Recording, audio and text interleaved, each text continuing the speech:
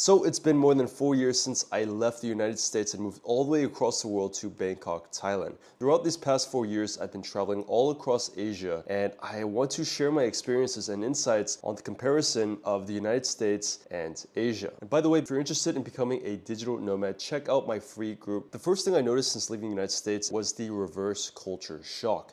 Now, being born and raised in America, you are instilled with the American dream and a lot of American values and belief systems and ideologies as well. In America, you're kind of on your own. Everything is about you. You're trying to succeed, move out of your parents' house as soon as possible. In Asia, I mean, they still have some of those principles as well, but it's a lot more harmonious and a lot more considerate about the community and about your family and collectivist values, which I'm going to be explaining. It's like Americans are so obsessed with the idea of having a unique identity. It's like people like to identify with their politics or their race or their certain beliefs or ideologies. Now, honestly, this creates so much division. And the reason I bring all this up is because that is so strong in America. You kind of know what I'm talking about, of people who are just so obsessed with these like narratives. And that's it, that's all it is. And once you leave America, you realize, wow, this is actually such a Western thing. I feel like in Asia, people are free to believe whatever they want. And if there are disagreements,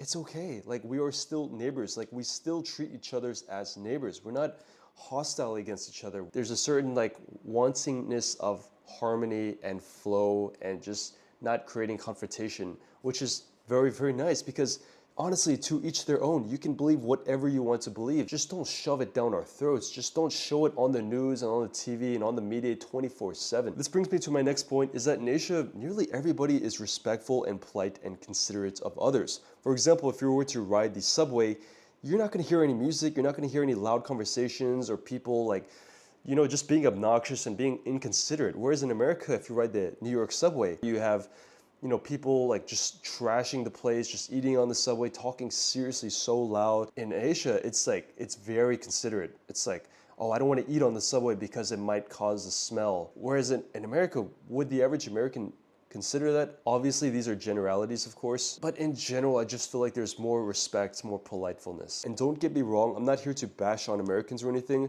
I actually think Americans are very friendly and very sociable.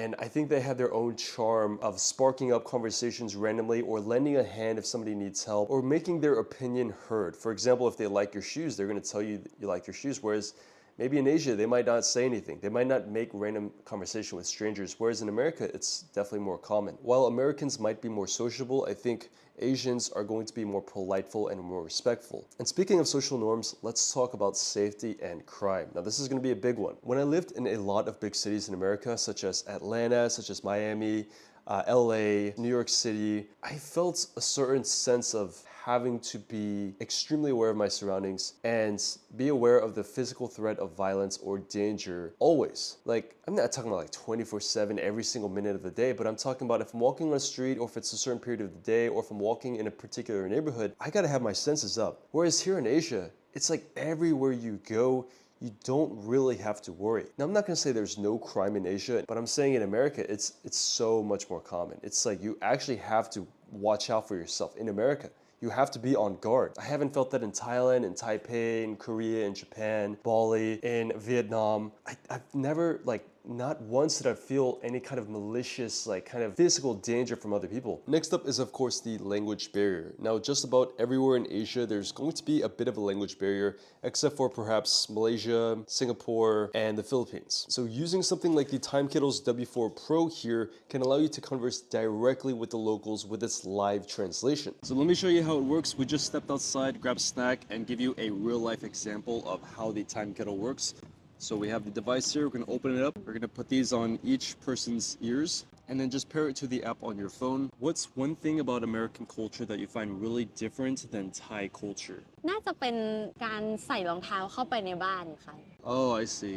What do you want to do today? วันนี้อยากไปปั้นเซรามิกอ่ะใช่ น่าจะสนุกนะ Okay, let's go. This device here translates over 40 languages and 93 accents, which is pretty crazy. So if you're interested in checking it out, then check out the link in the description to learn more about the TimeKettle. The next point is going to be about the cost of living. Now, when I first arrived here to Thailand, It just absolutely blew my mind, the level of value that you can get and how just affordable it is, especially in comparison to the United States. And of course, Thailand is an easy example, right? I'm not just talking about Thailand or Southeast Asia. I'm talking about most of the entirety of Asia. Now let's start with rents. Specifically here in Thailand, here in Bangkok, you can get an absolutely luxurious, beautiful condo for around $500 to $1,000 a month. And I'm talking about these condos are ridiculously world class. Beautiful rooftop pool, nice gym, a sauna, a rooftop, a bunch of amenities like a pool table or like a movie theater. I'm talking about you would need like at least $10,000 to rent something equivalent in the United States, whereas here in Thailand, it's just tremendously affordable. And not just condos, but hotels as well. You can get a very nice 5-star hotel stay at Nha Trang, Vietnam or Ho Chi Minh for like around $40 a day. And it's not just Southeast Asia as well. If you go to a lot of places in Eastern Asia, you can find these very, very nice hotels for like around $60 to $100 a night. But if you were to have that budget in America, I mean, like for $100 a night, you'd be getting like a very mid, like motel. And one thing in Asia is that all the condos and housing, they come pre-furnished. Unlike in the United States, you have to spend $2,000 on rent, and then you have to spend a couple more thousand just to furnish the place. And the place doesn't even come with a nice pool or fancy rooftop or gym or anything. It's like the bare minimum. But here, you just pay your deposit. There's no security checks. There's no background checks. You just pay your rent. You have your passport or your ID. You sign the contract and you pay the deposit. And that's it. That's how easy it is to actually live here. Here in Thailand, I have a very kind of free lifestyle. I live in a very good neighborhood. I have a pretty good sized condominium. I have a dog, I have a girlfriend, I eat out every single day, and I only spend around $2,000 a month. Whereas if I had this lifestyle in America, in a big city, it would be at least like $4,000 to $5,000 to $6,000. But it's not just about housing, it's also about food. Here in Asia, you could be spending like $2 to $3 for street food, or go to a sit-down restaurant at a more premium restaurant for around $7 to maybe $10 to $15 for a pretty hefty meal. And even here in Thailand, you can get some Michelin food for like $5 to $10 to $15 to $20. All across the board, the cost of living is going to be much, much more favorable in Asia than in America. Now let's talk about transportation and the ease of living here in Asia versus United States. It just makes me realize how inefficient a lot of things in America are.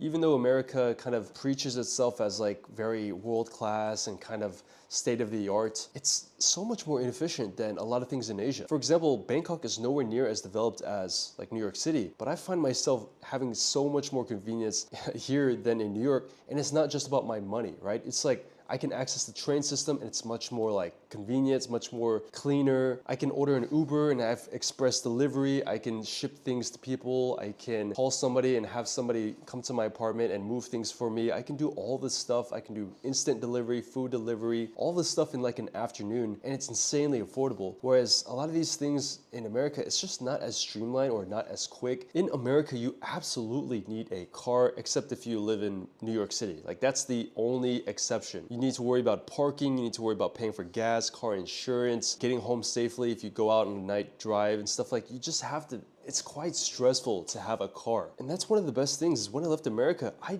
haven't drove a car in like 4 years, and it's just so convenient. I can hop on the back of a motorbike and travel a pretty big far distance for like $2 to $3. I can hop on the train for like $2 to $3. I can hop on a taxi car for like maybe $5 to $10. It's just so convenient, and you absolutely don't need a car. It's so convenient. Whereas in America, the way it's designed, it's like it affects your lifestyle too. It's like if you're living in LA, you have to drive 30 minutes, an hour to meet your friends.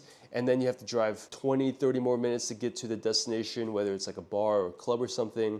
And then you have to Uber back home. Whereas in Bangkok, for example, I can walk maybe 10 minutes, go to the mall, and then walk another 5 minutes, go to the train station, and then arrive at this super nice hotel, and then take a 5-minute motorbike and go to this nice rooftop bar, and then call a taxi, pay $5, go all the way home in like 10 minutes. All that done, right? And it cost me less than $20. You know, that is just unbelievably ridiculous. That's unheard of in America. And I don't know how America's gonna solve that problem, but like I said, it affects your lifestyle. You don't feel motivated to go out in America because it's so inconvenient. Now let's talk about the healthcare. Now, you guys already know what I'm gonna say. The US healthcare is a disaster. It's slow, it's inefficient, and just enormously expensive, right? And you might think that a lot of these countries in Asia, like Thailand or Vietnam, you might think they're kind of like sketchy or the healthcare is not as good, but I'm telling you, that's like such a Western way of thinking. When you actually come here, for example, in Thailand, the healthcare is world class. If you go to these hospitals, they literally feel like 5-star hotels. You can walk into the hospital without an appointment, you can meet with a doctor, you can get all of your treatment, you can get your prescription medicine and get your treatment done and everything done, and then go home all in one afternoon. Whereas in America, if you're trying to do that, you'd have to make an appointment, schedule an appointment weeks in advance. You might have to talk to this doctor and then to that doctor and then go to this other hospital and do all these things, this insurance checks and all this process, and it still might not even get done, and it might take weeks. Yeah, long story short, I don't want to make this too overwinded. It's much more efficient here. You can get it done so quickly and much more affordably. Now lastly, let me talk about the work-life balance and the financial mobility of prosperity. Now, even though I've said a lot of criticisms about United States, I am absolutely grateful and fortunate to be born from America and to be an American citizen. That is because I think America is perhaps the best country for you to be able to be actually wealthy. It's the best country for you to come from nothing and to be somebody. That's literally my story. Like, came from a small poor family of immigrants, worked my 9 to 5, saved all my money, invested in businesses and worked in businesses, and eventually was successful enough to retire my dad and then move to New York City, and then I eventually escaped. Now, in Asia, it's definitely going to depend on where you're living at, and so is America as well.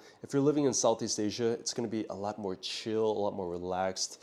And this can kind of be a good thing or a bad thing because some things might be slower in Southeast Asia versus if you were to go to Japan. I mean, everything is super reliable, super fast, super efficient. In Japan and South Korea, I think the work-life balance is absolutely non-existent, and I think it's quite miserable. So even though the United States does have a reputation of like this hustle bustle culture of grinding, of non-stop work and over-capitalism, I don't think it's anywhere as bad as, for example, Korea, Japan, and even China. I think America actually has a pretty optimal work-life balance. Like, people socialize in America, people hang out after work, people grab beer on the weekends. Whereas in Korea, for example, I mean, they drink a lot, they party a lot, but it's like all of your adolescence is spent in school, and then after school you have to do more tutoring and more schooling, and then you have to hopefully go into this prestigious university, and then if you're accepted, then you have to do non-stop more schooling, and then you have to go into the actual workforce where your life is literally nothing but work, and to become this ultimate productive member of society plugged into this machine. Whereas in America, I think it's a bit more chill, a bit more relaxed. Like, it depends where in America. If you're talking about like Silicon Valley or the financial district in New York, it's going to be similar levels of Korea, but I think Eastern Asian work culture is so much more stressful. I think the information, the entrepreneurship, the network, and the opportunities are in America. Like, that's the best place to be if you want to become wealthy. Whether you want to work for a corporation or become a mega entrepreneur, I think America is the place to do that. I think that's one of the best things about being an American is the pursuit of the American dream, and that it's actually still doable. Whereas if you're born in the Philippines or Thailand or Vietnam, it's so impossible to